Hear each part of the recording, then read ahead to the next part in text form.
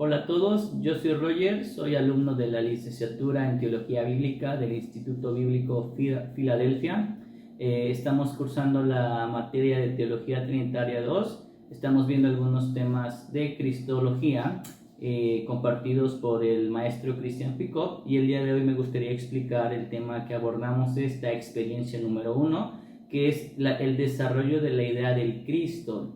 Ahora, toda la información que yo voy a compartirles y les intentaré de enseñar es tomada de la plataforma enseñada por el mismo maestro, ya que considero que es una información bastante buena y amplia para poder ser compartida, de mucha bendición, para ser enseñada en la iglesia, en nuestras congregaciones. Entonces, me gustaría iniciando con lo que dice el capítulo 8 de la Confesión de Fe de Westminster, en el primer apartado, que dice que agradó a Dios en su eterno propósito escoger y ordenar al Señor Jesús, su unigénito Hijo, para ser el mediador entre Dios y el hombre, el profeta, sacerdote y rey, la cabeza y el salvador de su iglesia, el heredero de todas las cosas y juez del mundo, a quien desde toda la eternidad Dios le dio un pueblo para ser su simiente y para que en el tiempo lo redimiera, llamara, justificara, santificara y glorificara.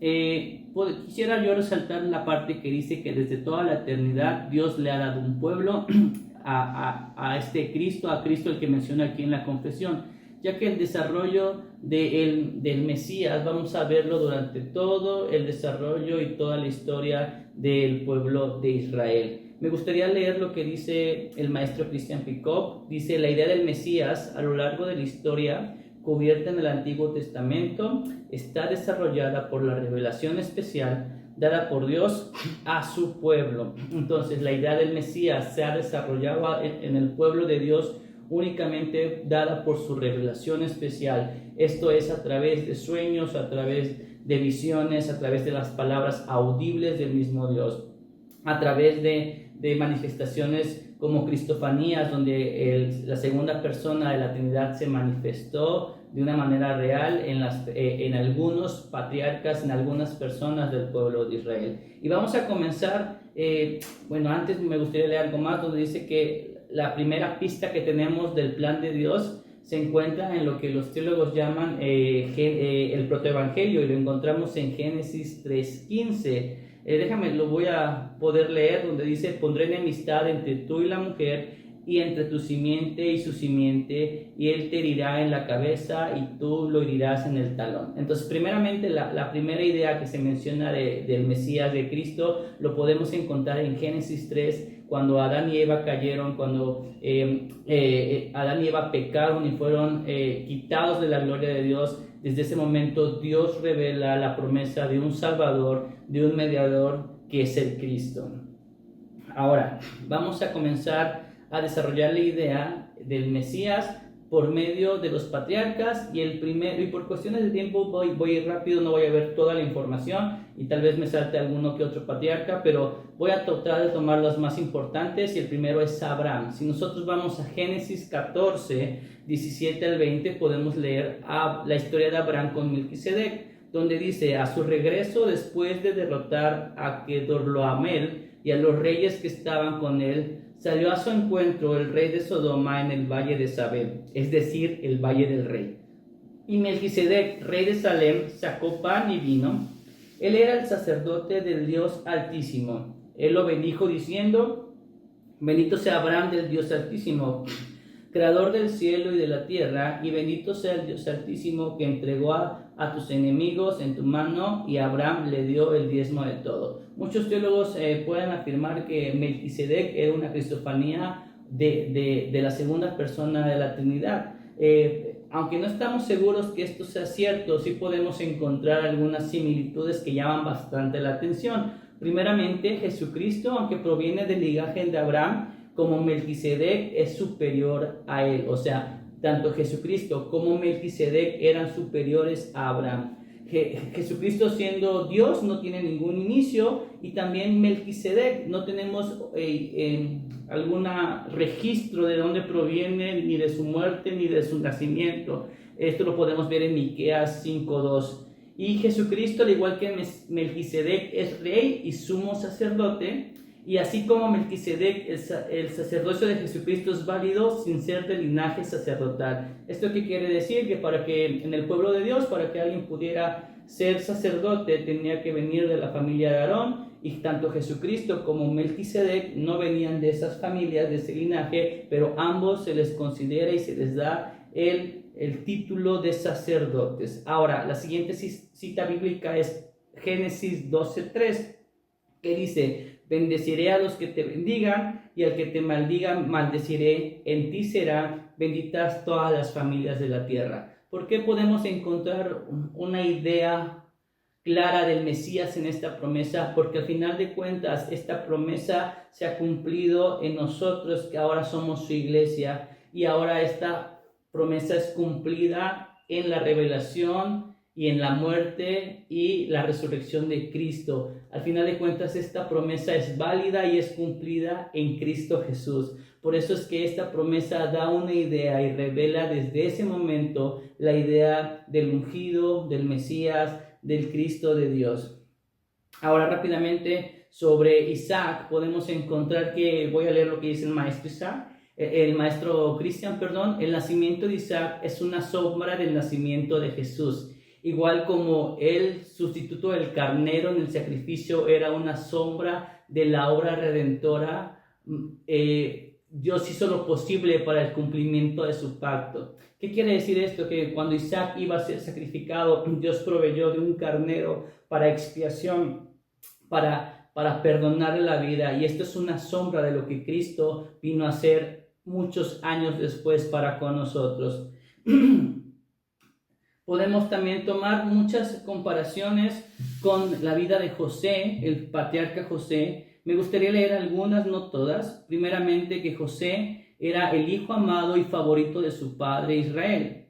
Y en Jesús podemos ver que tenía la relación entre él y su Padre Dios es similarmente cercana. Había mucha intimidad, había intimidad entre Jesús y su Padre. La otra similitud que podemos encontrar es que José fue tentado, pero no cayó en tentación, y que así también como Jesucristo fue tentado por el diablo en el desierto, pero no cayó en esa tentación. Una más, y con esta paso al siguiente punto, es que José dio pan a su pueblo y al mundo hambriento. Esto lo vemos en Génesis 41:55, pero y la similitud que encontramos con Cristo es que Jesús es el pan de vida y Él es el que sacia a los que venimos a Él.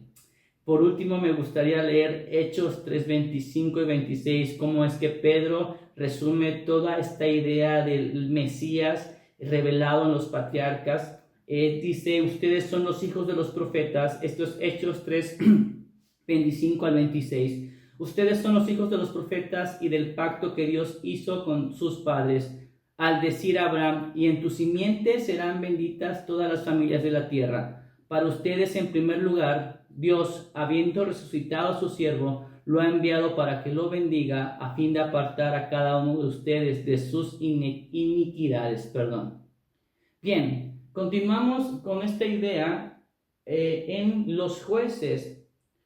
Y primeramente la similitud que encontramos en los jueces con la revelación del Cristo es que existieron 12 jueces, y esto es una representación de las 12 tribus de Israel, y apreciamos claramente que Israel necesitaba no solo la ley o los jueces para un cambio, sino a un rey eterno, un juez definitivo. ¿Cómo podemos encontrar esta idea? Es que en el periodo de los jueces, el pueblo necesitaba un rey eterno, un juez definitivo que pudiera librarlos de su maldad, librarlos de su pecado, librarlos de su necesidad en ese momento. Y rápidamente me gustaría mencionar algunos jueces importantes, no todos, y cómo estos jueces tienen también similitudes o son sombras de lo que vino a ser Cristo muchos años después, comenzando con Otoniel. Él dice: el Salvador del pueblo viene de la tribu de Judá. O sea, Otoniel también viene de la tribu de Judá, al igual que Jesús, y su nombre significa león de Dios. Y podemos encontrar la similitud con Cristo, que Jesucristo es el león de la tribu de Judá. Vamos con el juez Ahod, que es el Salvador de Israel también, quien derrota al enemigo con una espada de doble filo que él llama un mensaje de Dios. Y podemos establecer anteriormente que Cristo, hemos establecido que Cristo es el verbo, es la palabra de Dios.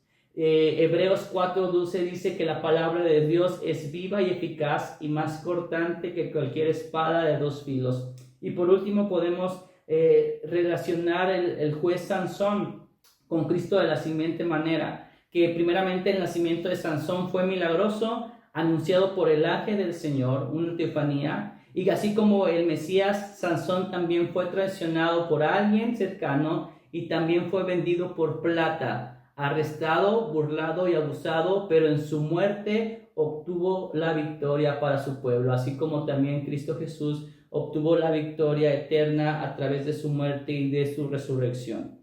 Bien, continuamos en la etapa de los reyes. Y es importante mencionar aquí lo siguiente. Voy a leer otra cita del maestro Cristian que dice: un Mesías es el elegido. Viene del hebreo Mesaya, que significa el elegido o el ungido. Cristo es la misma palabra, pero viene del griego Christos. Aquí tenemos que entender entonces la palabra ungido, unción, que Cristo es el ungido. Y en la época de los reyes únicamente podían ser reyes aquellos sobre los cuales se ungía esta persona para este labor, para este cargo. Y podemos tomar así de lo más claro la vida de David o la unción sobre Saúl, como estos ambos fueron escogidos por Dios y sobre ellos fue derramada una unción especial, una unción para ser escogidos como rey. ¿Cómo desarrollamos esta idea? En 2 Samuel 7, 12 al 16 leemos: esta es la promesa que Dios le hace a David de que su reinado duraría para siempre, pero claramente no hablaba de David, claramente no hablaba del rey David, sino estaba hablando de Cristo, estaba dando una pequeña promesa, una gran promesa de lo que iba a ser Cristo en los años que vendrían después. Cuando tus días se cumplan y reposes con tus padres, levantaré a tu descendiente después de ti. Es Dios hablándole a David, el cual saldrá de tus entrañas y estableceré su reino. Él edificará casa a mi nombre y yo estableceré el trono de su reino para siempre. Yo seré padre para él y él será hijo para mí. Cuando cometa iniquidad, lo castigaré con vara de hombres y con azotes de hijos de hombres.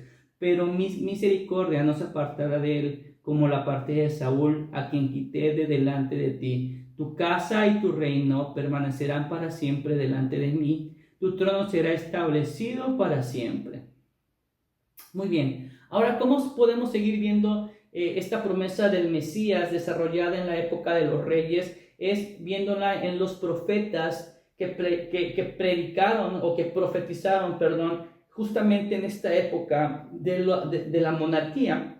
El profeta que más reconocemos que tiene profecías mesiánicas es Isaías, y hay muchísimas profecías mesiánicas, pero a mí una que me llamó la atención justamente en este estudio que estábamos viendo con el maestro Cristian es la del capítulo 6, que me gustaría leerla, que dice que en el año de la muerte del rey Usías vi yo al Señor sentado sobre un trono alto y sublime, y la orla de su manto llenaba el templo. Por encima de él había serafines, cada uno tenía 6 alas, con 2 cubrían sus rostros, con 2 cubrían sus pies y con 2 volaban, y el uno al otro daba voces diciendo: Santo, santo, santo es el Señor de los ejércitos, llena está toda la tierra de su gloria.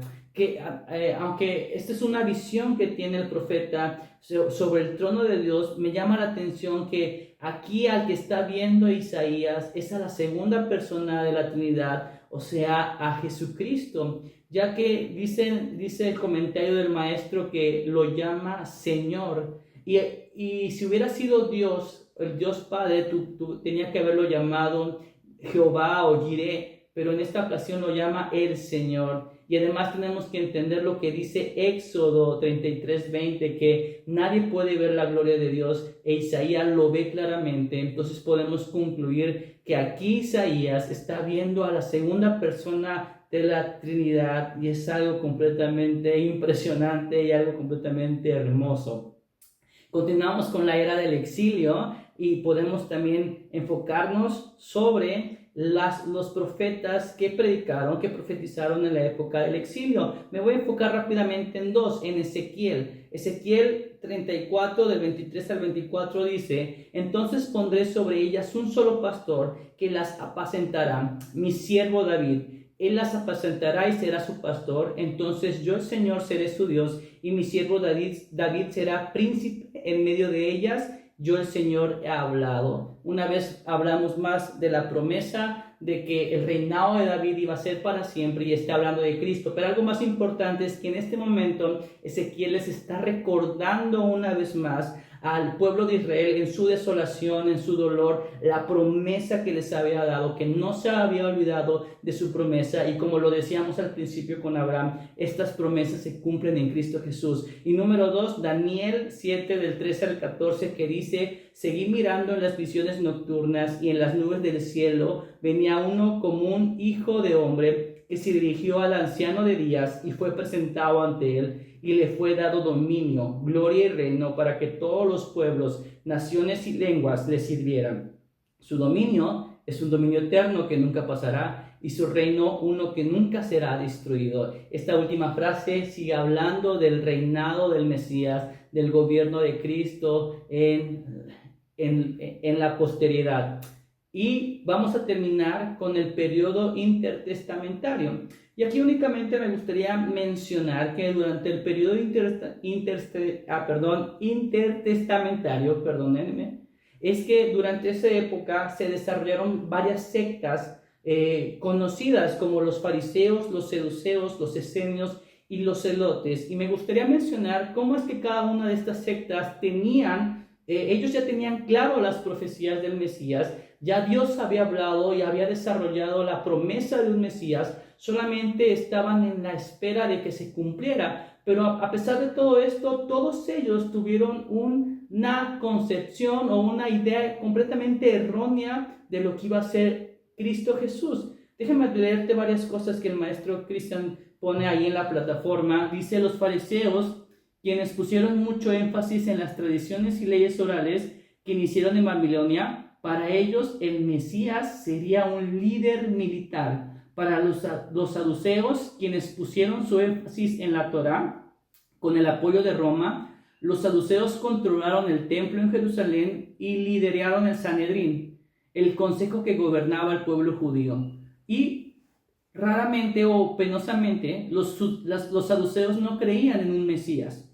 Los esenios vivieron fuera de las ciudades en comunidades religiosas como Qumran. La cosmovisión de este grupo era mesiánica. No obstante, ellos creyeron en tres Mesías distintos: en un gran profeta, un gran sacerdote y en un gran príncipe. Y los celotes fueron un grupo de separatistas que creyeron que tenían que quitar el yugo de Roma mediante actividades militares. Aunque cada uno tenía su concepción del Mesías de diferente manera, ninguno de ellos pudo visualizar al Mesías como el Mesías sufriente que narra las Escrituras. Ese Mesías, ese Cristo que vino y es narrado y desarrollado y personificado en los Evangelios.